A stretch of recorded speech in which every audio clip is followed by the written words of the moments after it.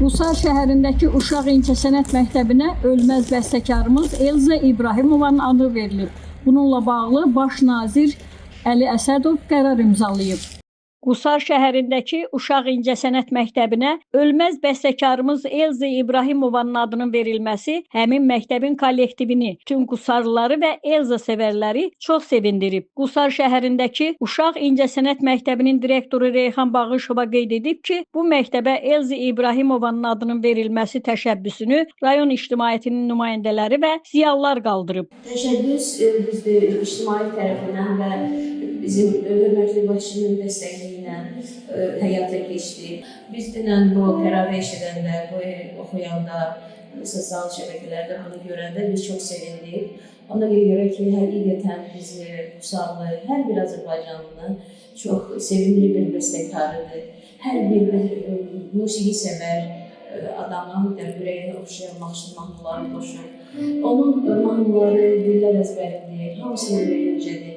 Bu, məhz bizim məktəbimizə bu dahi bəstəkarın adını verməsi biz çox müsbət qarşılıyıq. Biz sevinirik buna, biz çalışırıq ki, bu ada layiq olaq. Reyhan Bağışova Elza İbrahimovanın Bəxtiyar Vahabzadənin Gecələr Bulaq Başı şeirinə mahnı bəstələməsinin tarixindən də söz açıb. O bildirib ki, Bəxtiyar Vahabzadə Gecələr Bulaq Başı şeirini Qusarda yazıb və toplunu Elza İbrahimovaya bağışlayıb. Bir müddət sonra Elza xanım bu kitaba yenidən baxanda bu şeirə mahnı bəstələməyə qərar alıb. Məhz o şeir onun ürəyinə yatıb və bu gözəl mahnı yaradıb. Flora Kərimova,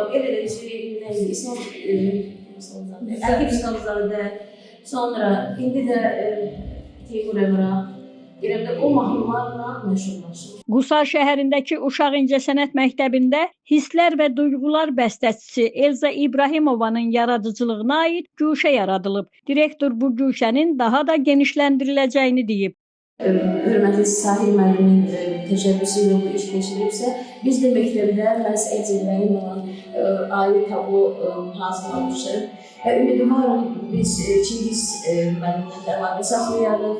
Bu da onu daha genişləndirək, yeniləşdirək, onun bilirəm ki, təzə əsərləri çapa çıxır. Onları da bizə təqdim edəcəklər, ya da şəhərdə də alarıq. İnşallah.